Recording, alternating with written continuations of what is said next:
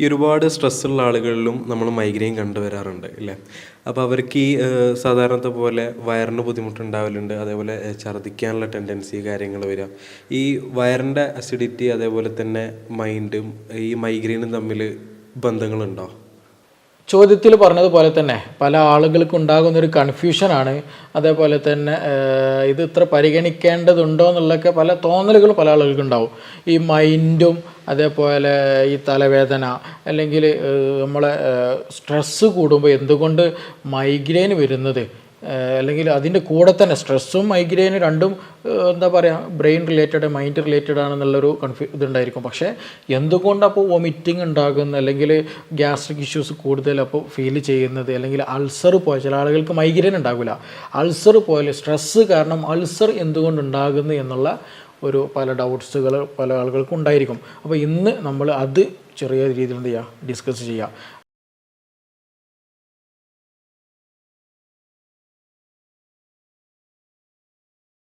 അപ്പോൾ ആക്ച്വലി നമ്മൾ സ്ട്രെസ്സ് എടുക്കുന്ന സമയത്ത് മെൻ്റൽ സ്ട്രെസ് എടുക്കുന്ന സമയത്ത് സ്ട്രെസ്സ് പലതരത്തിലുണ്ട്. മെൻ്റൽ സ്ട്രെസ്സ് എടുക്കുന്ന സമയത്ത് ഞാനത് മനസ്സിലാക്കി സിമ്പിളായിട്ട് അതിലേക്ക് കിടക്കുന്നതിന് മുമ്പായിട്ടൊരു സിമ്പിളൊരു എക്സാമ്പിൾ പറഞ്ഞുതരാം. നമ്മളിങ്ങനെ ഒരു റോട്ടിലൂടെ വാഹനത്തിൽ ഒരു ബൈക്കിൽ ഇങ്ങനെ യാത്ര പോവുകയാണ്. അപ്പോൾ അത്യാവശ്യം നല്ല സ്പീഡിൽ പോകുന്ന സമയത്ത് മുന്നിലൂടെ ഒരു കുറുകെ എന്താ ഒരു നായയോ അല്ലെങ്കിൽ ഒരു പൂച്ച എന്തോ വട്ടം ചാടി മുന്നിലൂടെ പോയി. അപ്പോൾ നമ്മൾ സ്വാഭാവികമായിട്ട് പെട്ടെന്ന് എന്ത് ചെയ്യും ബ്രേക്ക് പിടിക്കും അല്ലേ. പെട്ടെന്ന് ബ്രേക്ക് പിടിക്കുന്ന സമയത്തും പെട്ടെന്ന് എന്ത് ചെയ്യും നിന്നിട്ട് നമ്മുടെ ആ ഒരു സമയത്ത് ഉള്ളിൽ നമ്മുടെ വയറ്റിൻ്റെ ഉള്ളിലൊരു കാളിച്ച ഉണ്ടായിരിക്കും. അത് എല്ലാവർക്കും ഉണ്ടാകുന്ന സംഗതി. അതായത് നമ്മൾ ആ പൂച്ച അല്ലെങ്കിൽ ആ നായ കുറുകെ ചാടിയ സമയത്ത് പെട്ടെന്ന് ബ്രേക്ക് പിടിച്ച് സഡൻ ബ്രേക്ക് കണ്ട് പിടിച്ച് ആ സമയത്ത് തന്നെ നമ്മുടെ വയറ്റിൻ്റെ ഉള്ളിൽ നിന്ന് വയറിൽ നിന്ന് എന്തെങ്കിലും ഒരു കാളിച്ച വയർ കാളിച്ച പോലെ ഒരു ഫീലിംഗ് പലപ്പോഴും തോന്നിയിട്ടുണ്ടായിരിക്കും. നമ്മൾ ആക്ച്വലി നമ്മൾ ശ്രദ്ധിക്കുന്ന വിഷയം എന്താ അറിയുമോ, നമ്മളവിടെ വേറെ ഒന്നും ചെയ്തിട്ടില്ല, നമ്മൾ വയറ്റിലേക്ക് വേണ്ടിയിട്ട് ഒന്നും ചെയ്തിട്ടില്ല. പക്ഷെ എന്താണ് നമ്മൾ കണ്ടു എന്നല്ലെങ്കിൽ ആ ഒരു ആക്ഷൻ റിലേറ്റഡ് ആയിട്ട് അതിൻ്റെ ഒരു റിയാക്ഷൻ വരുന്നത് എവിടെ നിന്നാണ്, വയറ്റിൽ നിന്നാണ്. അപ്പോൾ നമ്മൾ മൈൻഡും വയറും തമ്മിൽ എത്രത്തോളം കണക്ഷൻ ഉണ്ട് എന്ന് മനസ്സിലാക്കാൻ വേണ്ടിയിട്ട് ചെറിയൊരു എക്സാമ്പിൾ പറഞ്ഞതെന്ന് മാത്രമേ ഉള്ളൂ. അപ്പോൾ നമ്മുടെ മൈൻഡ് ശരിയായ രീതിയിൽ പ്രോപ്പറായിട്ട് വർക്ക് ചെയ്യുന്നില്ല, അല്ലെങ്കിൽ ഒരു ഡിസ്കണ്ടിന്യൂറ്റി ഉണ്ട്, അല്ലെങ്കിൽ ഒരു മനസ്സമാധാനം ഇല്ല, നല്ലൊരു ടെൻഷനാണ്, അല്ലെങ്കിൽ ആങ്സൈറ്റിയാണ്. ഈ രണ്ട് കണ്ടീഷനിൽ നിന്നുണ്ടായിരിക്കും ഈ പറഞ്ഞതുപോലെയുള്ള ഡിപ്രസ്ഡ് കണ്ടീഷനിലും വരും, ചിലപ്പോൾ ആങ്സൈറ്റി വരുന്ന കണ്ടീഷനിലൊക്കെ വരും. മാനസികമായിട്ട് സ്വസ്ഥമായിട്ട് നിലനിൽപ്പില്ല ഒരു മനുഷ്യനെങ്കിൽ അവന് ശാരീരികമായിട്ട് പല അസ്വസ്ഥതകളുണ്ടാകും. അതിൽ ഒരു പ്രധാനപ്പെട്ട ഒരു സംഗതിയാണ് ഇന്ന് ആളുകളിൽ കണ്ടുവരുന്ന ഈ പറഞ്ഞിട്ടുള്ള മൈഗ്രെയിൻ എന്ന് പറഞ്ഞാൽ. നമ്മളവിടെ ആദ്യം മനസ്സിലാക്കേണ്ടത് എന്തുകൊണ്ട് മൈഗ്രെയിൻ ഉണ്ടാക്കുന്നത്. മൈഗ്രെയിൻ സ്ട്രെസ്സ് കൊണ്ട് ഒരു റീസൺ എന്ന് മാത്രം. സ്ട്രെസ്സ് അല്ലാതെ തന്നെ ഡയറ്റ് പ്രോപ്പർ അല്ലാത്തവർക്ക് മൈഗ്രെയിൻ വരാറുണ്ട്. പിന്നെ അതുപോലെ മറ്റെന്തെങ്കിലും ഇൻഫെക്ഷൻ കാരണം bacterial infection H. Pylori infection കാരണം ഹൈപ്പർ അസിഡിറ്റി കാരണമായിട്ട് മൈഗ്രെയിൻ വരാറുണ്ട്. അപ്പോൾ ഏത് തരത്തിലുള്ള റീസൺ ആണെങ്കിൽ ശരി അതിനൊക്കെ ഒരു തുടക്കം അല്ലെങ്കിൽ അത് മൈഗ്രെയിനിൻ്റെ ഒരു കണക്ഷൻ എപ്പോഴും വയറ്റിൽ ഉണ്ടായിരിക്കും എന്നുള്ളതാണ്. അപ്പോൾ അതുകൊണ്ടാണ് എന്ത് സ്ട്രെസ്സ് വരുന്ന സമയത്ത് വയറ്റിൽ നിന്ന് ഛർദി വരാൻ കാരണം അതുകൊണ്ടാണ്. മനസ്സിലായില്ലേ? അപ്പോൾ എന്തുകൊണ്ടാണ് സ്റ്റൊമക്കിൽ അല്ലെങ്കിൽ ആ സ്റ്റൊമക്കിൽ എന്ത് നടക്കുന്നുണ്ട്, ഒരാൾക്കൊരു മൈഗ്രെയിൻ ഉണ്ട്, അപ്പോൾ അയാളുടെ വയറ്റിൽ എന്താണ് ആക്ച്വലി നടക്കുന്നതെന്ന് ചോദിച്ചിട്ടുണ്ടെങ്കിൽ അമിതമായിട്ട് ഹൈപ്പർ അസിഡിറ്റി വളരെ കൂടുതലായിരിക്കും. കൂടുതലാണ് ഒരു വലിയൊരു ശതമാനം കേസുകളാട്ടോ മൈഗ്രെയിൻ പല റീസണുകൾ ഉണ്ടാക്കുന്നു. പക്ഷേ അതിൽ മെജോറിറ്റി കേസിൻ്റെ വിഷയമാണ് നമ്മളിപ്പോൾ ഇവിടെ പറയുന്നത്. അപ്പോൾ കൂടുതൽ ആളുകൾക്കും ഈ ടെൻഷൻ വരുന്ന സമയത്ത് ഉറക്കം കുറഞ്ഞു കഴിഞ്ഞാൽ, അല്ലെങ്കിൽ കൂടുതലായിട്ട് സിട്രസ് ഫ്രൂട്ടുകൾ കൂടുതൽ ഉപ്പിലിട്ടത് കൂടുതൽ സ്പൈസി ആയിട്ടുള്ളതൊക്കെ കഴിച്ചാൽ, ചില മെഡിസിൻ NSAIDs പോലെയുള്ള ചില മെഡിസിൻസ് ഒക്കെ എടുത്ത് കഴിഞ്ഞാൽ ഹൈപ്പർ സെക്രീഷൻ നന്നായിട്ടുണ്ടാകും. അതായത് ആസിഡിറ്റി നന്നായിട്ടുണ്ടായിരിക്കും. നമുക്കറിയാം നമ്മുടെ ബോഡിയിൽ അല്ലെങ്കിൽ വയറ്റിൽ ദഹനം നടക്കാൻ ആസിഡിൻ്റെ പ്രസൻസ് വളരെ വളരെ ഇമ്പോർട്ടൻ്റാണ്. അപ്പോൾ അതിനൊരു നോർമൽ ലിമിറ്റഡ് വാല്യൂ ഉണ്ട്. കൂടാനും പാടില്ല, കുറയാനും പാടില്ല. കൂടിക്കഴിഞ്ഞാൽ ഹൈപ്പർ അസിഡിറ്റി എന്ന് പറയും, കുറഞ്ഞു കഴിഞ്ഞാൽ ഹൈപ്പോ അസിഡിറ്റി എന്ന് പറയും. ഹൈപ്പോ അസിഡിറ്റി എന്ന് പറഞ്ഞിട്ടുണ്ടെങ്കിൽ ദഹിക്കാൻ പ്രയാസം, വയറ് വീർത്തത് പോലെയുള്ള ഒരു അസ്വസ്ഥത, ഭക്ഷണത്തോടൊന്നൊരു താല്പര്യമില്ല, അങ്ങനെ ഒരു പൊണ്ണത്തടിയൊക്കെ ഉണ്ടായിരിക്കും ചിലപ്പോൾ ചില ആളുകൾ. പക്ഷേ എന്താ പറയുക ശോധന ഒന്നും ശരിക്കും കിട്ടില്ല, നല്ല കോൺസ്റ്റിപ്പേറ്റഡ് ആയിട്ട് ചിലപ്പോൾ നല്ല കീഴ്വായി നല്ല സ്മെല്ലിൽ പോകും, ഭയങ്കര ഒരു ഹെവിനെസ് പോലെയൊക്കെ ഫീൽ ചെയ്യുക, ചില സമയങ്ങളിൽ വയറ്റിനൊക്കെ ഒരു വേദന പോലെയൊക്കെ തോന്നുക, ഇങ്ങനെയുള്ള പല അസ്വസ്ഥതകൾ ആളുകൾക്ക് ഉണ്ടായിരിക്കും. അത് കൂടുതൽ ഹൈപ്പോ അസിഡിറ്റി അല്ലെങ്കിൽ അസിഡിറ്റി കുറഞ്ഞ കണ്ടീഷനാണ്. കൂടുതലായിട്ട് ഈ PPI പോലെയുള്ള അൻറ്റാസിഡൊക്കെ കൂടുതൽ ക്രോണിക്കായിട്ട് എടുക്കുന്ന കണ്ടീഷനൊക്കെ ഉള്ളവരാണെങ്കിൽ ഈ പറഞ്ഞ അസുഖം കൂടുതൽ വരാനുള്ള ചാൻസസ് വളരെ കൂടുതലാണ്. അതുപോലെ കൂടുതൽ വർക്കൗട്ടുകളൊന്നും ചെയ്യുന്നില്ല, അധ്വാനങ്ങളൊക്കെ വളരെ കുറവാണെന്നുണ്ടെങ്കിൽ അവർക്ക് ഹൈപ്പോ അസിഡിറ്റിക്കുള്ള ചാൻസസ് വളരെ കൂടുതലാണ്. ദഹനക്കേട് നന്നായിട്ടുണ്ടായിരിക്കും. കഴിച്ച ഭക്ഷണങ്ങളൊക്കെ ദഹിക്കാൻ നല്ല സമയമെടുക്കും. മലത്തിൽ എന്ത് ചെയ്യും, ഭക്ഷണത്തിൻ്റെ പദാർത്ഥങ്ങളൊക്കെ നമുക്ക് കാണാൻ കഴിയും. അപ്പോൾ അങ്ങനെയുള്ളതാണ് ഹൈപ്പോ അസിഡിറ്റി എന്ന് പറയുന്നത്. അതേസമയം ഹൈപ്പർ അസിഡിറ്റി ഇതിന് നേരെ ഓപ്പോസിറ്റ് ഉണ്ടാവില്ല.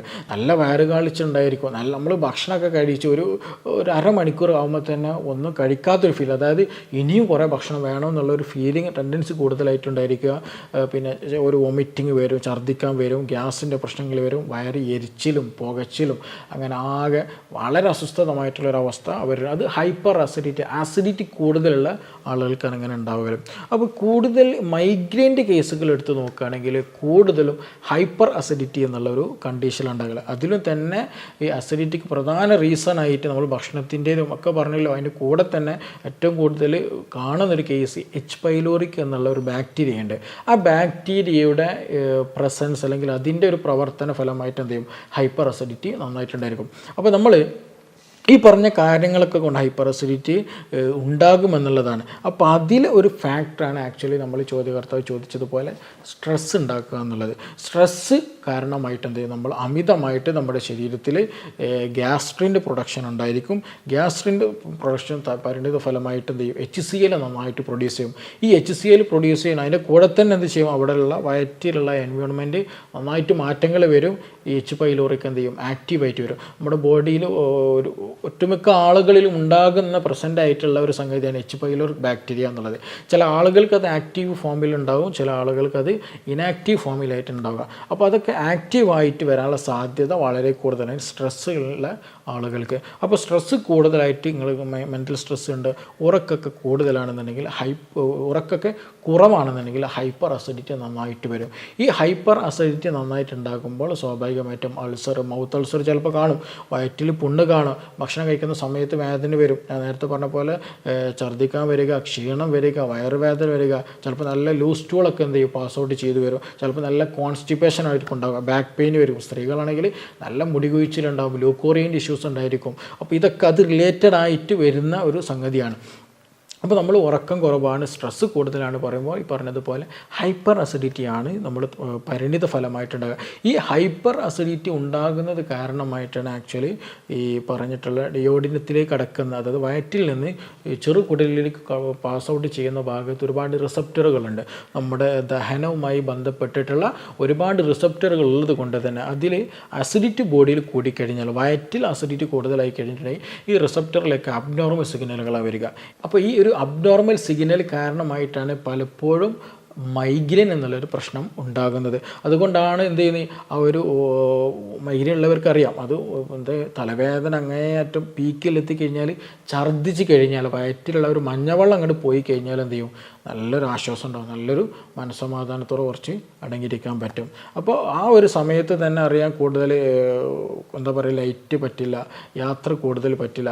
ആ സമയത്തൊക്കെ ബോഡിയിൽ ഹൈപ്പർ ആക്ടിവിറ്റി നന്നായിട്ടുണ്ടായിരിക്കും എന്നുള്ളതാണ്. അപ്പോൾ അതുകൊണ്ടാണ് ആ സമയത്തൊക്കെ എന്താ പറയുക, ബോഡിയെ സംബന്ധിച്ചിടത്തോളം ഒരു ഹൈപ്പർ സ്റ്റേറ്റിലേക്കാണ് ബോഡി പലപ്പോഴും എത്തുക. അപ്പോൾ നമ്മൾ എന്താ ശ്രദ്ധിക്കൽ, ഒരു സൈഡിൽ ആരും കാണാണ്ട്, സൗണ്ട് കേൾക്കാണ്ട്, വെളിച്ചം കാണാതെ എന്ത് ചെയ്യും, ഒരു ഒതുങ്ങിയിട്ട് എവിടെയെങ്കിലും ഒരു മുക്കിൽ ഒതുങ്ങി കിടക്കാൻ നോക്കുക. ഒരു എന്താ പറയുക, ഒരു കൂളിംഗ് എപ്പോഴും നമ്മൾ ബോഡി അപ്പോൾ ആഗ്രഹിക്കും. അപ്പോൾ ഹൈപ്പറായിട്ട് ടെൻഷനുള്ളവർക്ക്, ഹൈപ്പറായിട്ട്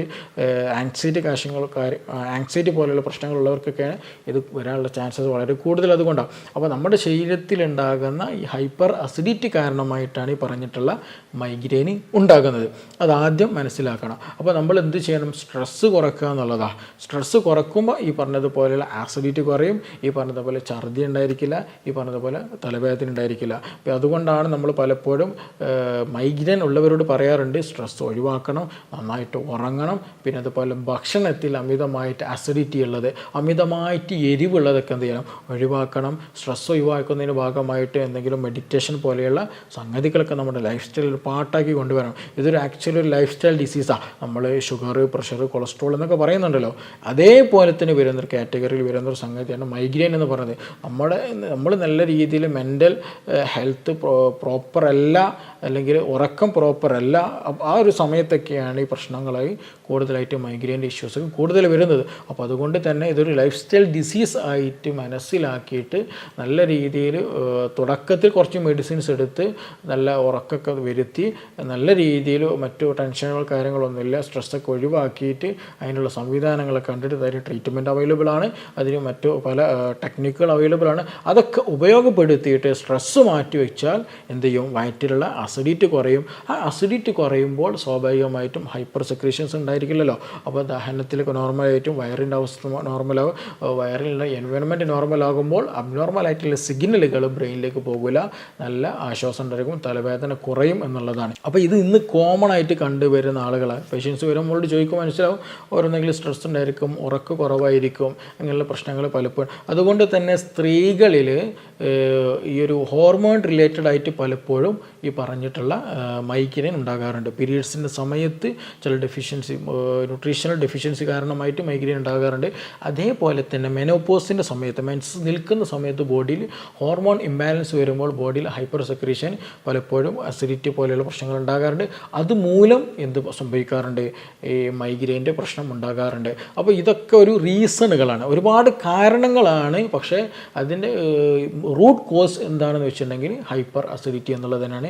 മോസ്റ്റ്ലി നമുക്ക് കേസുകൾ നോക്കിയാൽ അതിൻ്റെ റീസണുകൾ നമ്മൾ ഏറ്റവും ലേറ്റസ്റ്റ് സ്റ്റഡീസ് നോക്കിയിട്ടുണ്ടെങ്കിൽ മനസ്സിലാക്കാൻ കഴിയുക. അപ്പോൾ നമ്മുടെ വയറ്റിൽ ആ ഒരു എൻവയോൺമെൻറ്റ് എപ്പോഴും കീപ്പ് ചെയ്ത് പോവുകയാണെന്നുണ്ടെങ്കിൽ സ്ട്രെസ് ഒന്നും ഇല്ലാണ്ട് നല്ല ഭക്ഷണങ്ങൾ മാത്രം കഴിച്ച് നല്ലൊരു ലൈഫ് സ്റ്റൈൽ നമ്മൾ മോഡിഫൈ ചെയ്ത് പോവുകയാണെന്നുണ്ടെങ്കിൽ 100% നമുക്ക് എന്താ ചെയ്യുക, മറ്റു മെഡിസിൻസൊക്കെ ഒഴിവാക്കിയിട്ട്, വേദനക്കുള്ള പെയിൻ കില്ലേഴ്സൊക്കെ തന്നെ ഒഴിവാക്കിയിട്ട് ഭക്ഷണവും കൺട്രോൾ ചെയ്തിട്ട് തന്നെ നമുക്കിത് നല്ല രീതിയിൽ മുന്നോട്ട് കൊണ്ടുപോകാൻ കഴിയും. ചില ആളുകൾക്ക് ഞാൻ നേരത്തെ പറഞ്ഞ പോലെ ഹൈപ്പോ അസിഡിറ്റിൻ്റെ കേസ് ഉണ്ടാവും. അതേപോലെ തന്നെ ഒരു ദഹനം ശരിയായ രീതിയിലില്ല. നമ്മുടെ ബോഡിയിൽ ഒരുപാട് നല്ല ബാക്ടീരിയകൾ, ചീത്ത ബാക്ടീരിയകളൊക്കെ ഉണ്ട്, കുടലിൽ ഉള്ളിലുണ്ട്. അപ്പോൾ അതിലൊക്കെ നേരെ പറയുക ഡിസ്ബയോസിസ് നടക്കുകയാണ്. അത് ചീത്ത ബാക്ടീരിയ കൂടുക, നല്ല ബാക്ടീരിയ കുറയുകയാണ്. അങ്ങനെയൊക്കെയുള്ള കണ്ടീഷൻ വരികയാണെങ്കിൽ സ്വാഭാവികമായിട്ടും എന്ത് ചെയ്യും, മൈഗ്രെയിൻ നന്നായിട്ടുണ്ടാകും എന്നുള്ളതാണ്. അതൊക്കെ ഒരു റീസണുകളായിട്ട് ഉണ്ടാകുന്നതാണ്. അപ്പോൾ അതൊക്കെ എന്താണ് ഒരു മൈഗ്രെയിൻ്റെ പാർട്ട്, അല്ലെങ്കിൽ ദഹനം റിലേറ്റഡ് ആയിട്ട് വരുന്ന കേസുകളാണ്. അപ്പോൾ നിർബന്ധമായിട്ട് നമ്മൾ ശ്രദ്ധിക്കേണ്ടതെന്ന് വെച്ചിട്ടുണ്ടെങ്കിൽ സ്ട്രെസ് ഫ്രീ ആയിട്ടുള്ള ഒരു എൻവയോൺമെൻറ്റ് എപ്പോഴും കീപ്പ് ചെയ്യാൻ ശ്രദ്ധിക്കുക. അപ്പോൾ അങ്ങനെ ഒരു സ്ട്രെസ് ഫ്രീ ആയിരുമ്പോൾ ഹൈപ്പർ അസിഡിറ്റി കുറയും. ഹൈപ്പർ അസിഡിറ്റി നോർമൽ ലെവലിലേക്ക് എത്തുന്ന സമയത്ത് ഈ പറഞ്ഞിട്ടുള്ള ദഹന സംബന്ധമായിട്ടുള്ള പ്രയാസങ്ങൾ കുറയും. അതിന് കൂടെ തന്നെ ഗ്രാജ്വലി എന്ത് ചെയ്യും, ഈ പറഞ്ഞ തലവേദന കുറയും എന്നുള്ളതാണ്. നമ്മളിപ്പോൾ ഏകദേശം ഈ ഒരു കുറഞ്ഞ സമയത്തുണ്ടെങ്കിൽ ഒരുപാട് കേസുകൾ ഈ അടുത്ത് വന്നിട്ടുണ്ട്. അതിൽ ഓൾമോസ്റ്റ് 99% കേസുകൾ നമുക്ക് ഫീഡ്ബാക്ക് കിട്ടിയത് നല്ല ശതമാനം മാറിയിട്ടുണ്ട്, മെഡിസിൻ മാറ്റി വെക്കാൻ പറ്റിയിട്ടുണ്ട്. നല്ല രീതിയിൽ അത് 100% മാറിയ കേസുകൾ നമുക്ക് ഒരുപാടുണ്ട്. ഒരുപാട് ട്രീറ്റ്മെൻറ്റ് ഓൺ ദ വേ ആണുള്ളത്, ഫോളോ അപ്പിലാണുള്ളത്. അപ്പോൾ ഇതൊക്കെ നമ്മൾ ചെയ്യുന്നത് ഒറ്റ ട്രിക്ക് മാത്രമേ എന്തുള്ളൂ, നല്ലൊരു എൻവയോൺമെൻറ്റ് നമ്മുടെ ബോഡിക്ക്, ഒരു സ്റ്റൊമക്കിന് കീപ്പ് ചെയ്തെടുക്കുക എന്നുള്ളതാണ്. അത് കീപ്പ് ചെയ്തെടുക്കുന്ന സമയത്ത് ഇത് മെഡിസിൻ ഇല്ലാതെ തന്നെ നമുക്ക് ക്യൂർ ചെയ്യാൻ കഴിയും. അപ്പോൾ ഇനി ഇതിനെപ്പറ്റി എന്തെങ്കിലും ഡൗട്ട്സ് ഉണ്ട്, ഇതുപോലെ സ്ട്രെസ് റിലേറ്റഡ് ആയിട്ടുള്ള മറ്റെന്തെങ്കിലും ഡൗട്ട്സുകൾ നിങ്ങൾക്ക് ചോദിക്കുകയാണെന്നുണ്ടെങ്കിൽ നിങ്ങൾക്ക് താഴെ തന്നിട്ടുള്ള നമ്പറിൽ കോൺടാക്റ്റ് ചെയ്യാവുന്നതാണ്. നമുക്കിനി മറ്റൊരു വിഷയവുമായി ബന്ധപ്പെട്ട് വീണ്ടും കാണാം. താങ്ക്